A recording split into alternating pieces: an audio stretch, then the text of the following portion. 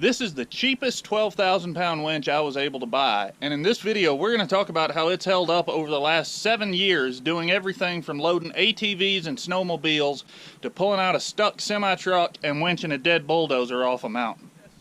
It's a 12,000 pound Vortex brand winch. Now before we talk about how this $300 winch has held up over the last 7 years, we need to talk a little bit about why I bought this particular winch. First, let's talk about size. This is a 12,000 pound capacity winch, and at the time I bought this winch in 2011, I had a Ford Super Duty pickup truck that weighed approximately 8,000 pounds. A general rule of thumb is you want your winch to be rated for 1.5 times the weight of your vehicle, so an 8,000 pound pickup truck would be about right for a 12,000 pound winch. The other reason I bought this winch is because it was the largest electric winch I could find, and I knew I was going to be, frankly, abusing it. I wanted to get the highest capacity I could get because I knew I was going to end up doing things I probably shouldn't end up doing.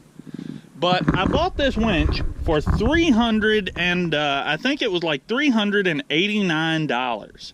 And for that price, I got the winch itself, I got this corded controller that you can see here, and I also got an additional wireless remote that works with this unit here, but we're going to talk more about that later. A name brand winch from one of the big off-road companies was going to be close to 3, maybe even 4 times that price. And I am not an off-road guy. I had an 8,000 pound Ford Super Duty. This is not a rock crawler. This is not a mud truck. It's just a farm truck. And I knew I was going to be using this winch. I thought initially I was going to be using this winch to pull the pickup out if it got stuck and load my trailer, which we'll talk more about that in a few minutes too. Built this mount myself. It's made out of 4" by 6" by 3/8 inch thick steel angle, and it's heavy. That's one thing. If you're buying a winch, if you're buying a big winch, right now Vortex is actually offering up to like a 15,000 pound electric winch. If you intend for this thing to be portable on a receiver hitch mount, I would not recommend going a whole lot bigger than this right here. This winch alone weighs 80 pounds. This mount that I built for it adds probably another 20 pounds, and this Fairlead that I upgraded to later, which, again, we're going to talk more about that in a second, it's pretty heavy also, and getting this thing in and out of a receiver hitch can be kind of tricky. I mean, it takes some effort. The other thing you got to consider is the winch is rated for 12,000 pounds. Now, the receiver hitch on the back of a pickup is probably rated for way more than that. Mine on this CM brand flatbed is rated for something like 26,000 pounds, which is way more than this truck is ever going to pull.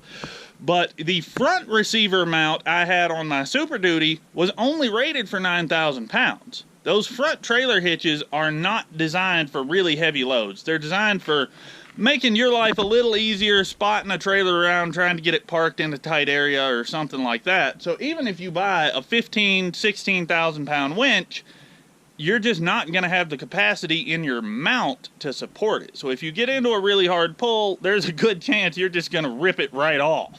Now that we've covered why I bought this winch, let's talk about how this winch has held up. Now, probably the first thing you can see is it's not so pretty anymore. The paint is faded. This used to have a plastic cover on it. That goes back to what I was just talking about with the weight. This thing is heavy. Being moved around in the garage, moved around in the shop, it got hit, it got busted, the plastic cover got broken. I actually made a 3-piece cover out of some aluminum stock that I had, and as you can see here, I've only got 2 pieces of it on because I lost the wireless remote for this winch, and then I left this in my 97 F250 here and took my winch and another pickup on a 4-hour road trip to go get a new piece of equipment for the ranch. When I got there, I had to take the cover apart, and I actually used jumper cables to jump these solenoids so that I could operate the winch and load the bale grinder I was there trying to buy. So I just kind of haven't gotten to putting that back together. So how has this thing held up over 7 years? That's longer than most people are going to give you for a long-term review. Well, the first problem I had was not at all with the winch itself. The first problem I had was the fairlead. Now you can see here, this is a BA Products brand roller fairlead, and it's actually set up with these springs to put tension on your winch cable there. I did a video on this fairlead when I installed it. I'm going to be doing another video here very soon with some upgrades and repairs and some other things we're going to be doing to this winch. So go ahead and subscribe if you want to see that. But the fairlead that came with this thing, instead of having bronze bushings, it had plastic bushings.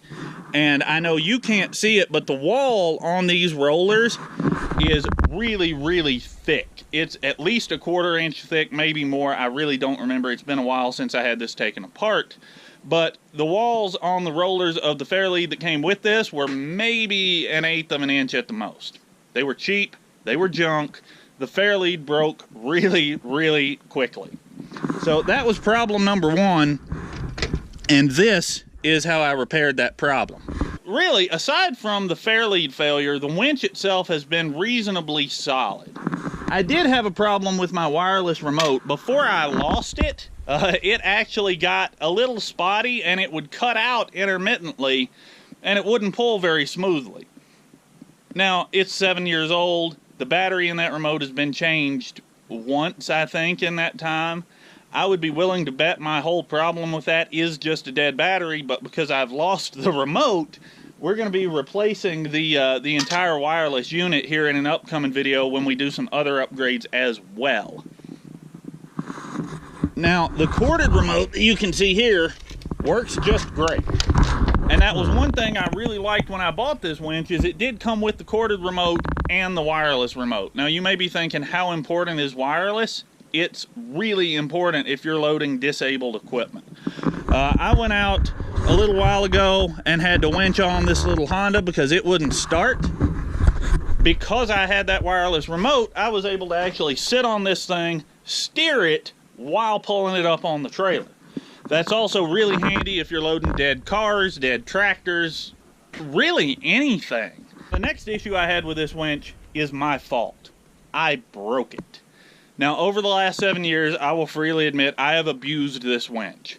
Like I told you guys in the intro, I have used this thing to load everything from literally, you know, 600-700 pound quads and snowmobiles to an 18-wheeler that got stuck in some mud. I took this winch and I had my Super Duty. I still had the other pickup. And I winched a dead Caterpillar bulldozer off the side of a mountain last year. So I have not gone easy on this thing at all. I have not stayed under that 12,000 pound rating like I really should have, but in my defense, at least I used a snatch block. If you're new to winching, a snatch block is basically a pulley with a hook on it. You can use it to change the direction of pull or double the line back. For example, instead of hooking the hook to your load, you hook the snatch block to your load, you run the cable through it, then you hook this hook back to your anchor point, your tow vehicle, something solid on your trailer, so on like that. Now, over that time, because of the abuse I was putting this thing through, there were a few little maintenance issues. These crossbars here, these little Allen head screws worked loose, so I tightened those up and actually put some Loctite on them. Haven't had any problems with that since then. The next problem I had was 100% my fault, and you guys actually saw this happen in a video not very long ago. This cable got knotted up on the drum really, really badly, and I was pulling it out with our John Deere Model 6410 tractor, and I pulled too far. I pulled approximately 80 feet of cable about 100 feet. And when I did that, the little lug on the end of the cable broke off that Allen head screw you can see right there. Now you can see that screw is bent, and I did rewind this cable back on the drum because I had a project where I had to have this winch because I've really come to depend on it that much, and that screw really doesn't hold any load when you're pulling. But we're going to get into that more in depth in another video here coming up soon, when we do make a few repairs and a few upgrades and make this thing work a little bit better than what it has been. So after 7 years, what do I really think of this winch?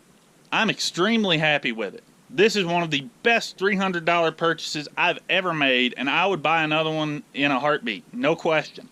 There's a link down in the description to where you guys can go check this thing out on Amazon. If you buy it through that link, Amazon does throw the channel a small fraction of a percentage for sending you over there. Everyone is supposed to tell you that. Very few actually do. So subscribe if you haven't. Thanks for watching, and more later.